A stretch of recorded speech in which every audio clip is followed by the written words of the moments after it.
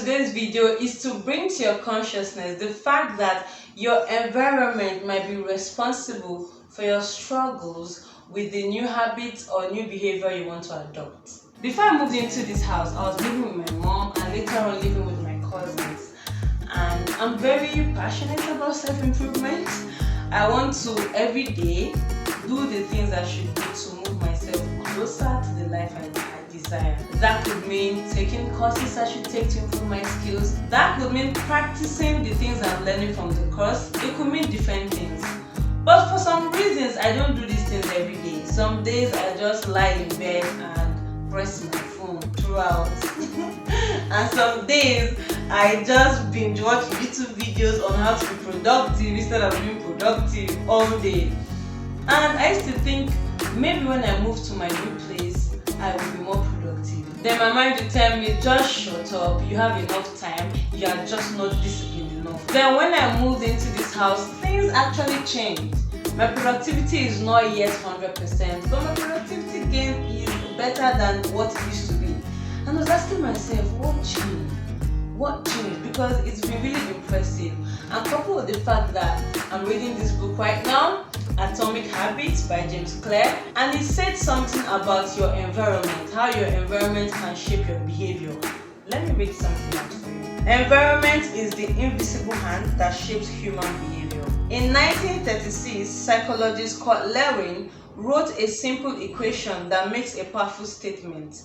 Behavior is a function of the person in their environment. And this makes a lot of sense because I have a background in architecture, and I remember then in school, we were made to understand that as designers of the space, we have the power to direct people's behavior, even alter their behavior entirely. For example, when you're designing a church, we make it very, very big, so that when you're in the church, you feel small compared to the space you are in, and then you feel like you are small in the presence of God.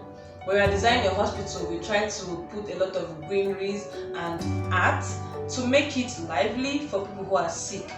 When you are designing a bank, you don't want people sitting around and feeling very comfortable. So we make the waiting area a little bit small and we don't put enough chairs. So how environment can shape your behavior is actually very, very true. So what environment was I in before that is different from the one I'm in right now?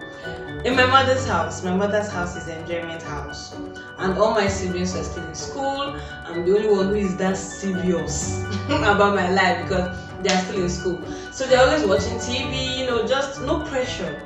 And so when I'm trying to work, plus my house is small, so when I'm trying to work, it's hard. It's really hard. I have to exert so much willpower, so much self-discipline just to work. And maybe I'm thirsty and I need water, and then I go to the sitting room and they're watching something like, waiting they saw, and they're like, hey, this is what's happening. That's how I spend like 20 minutes trying to understand what is happening in the TV show before I get water. So that environment was just not helping me, be productive.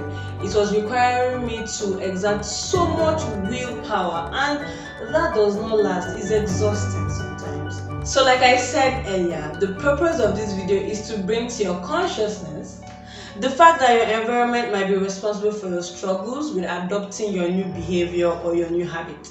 So what is happening around you?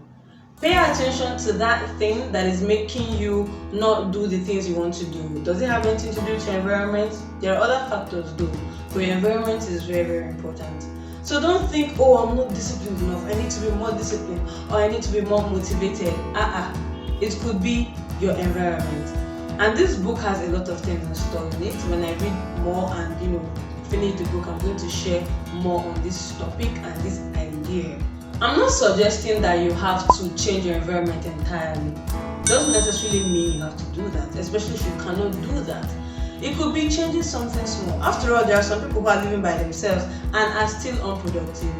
It could be something as small as if you are used to binge watching Netflix on a particular couch and you decide to start reading on that couch. It might be difficult because your brain is used to binge watching Netflix on that couch. Your brain is used to being entertained on that couch. And so when you're trying to read, it might be difficult and there might be this urge to reach out to your phone, especially if your phone is closed. So one thing you could do is to either change the direction of the couch or the position of the couch. or change where you read entirely, or keep your phone far away from you, out of sight, so that even if you feel the urge to reach out, it's not easy to reach out. So it's not about changing the environment entirely.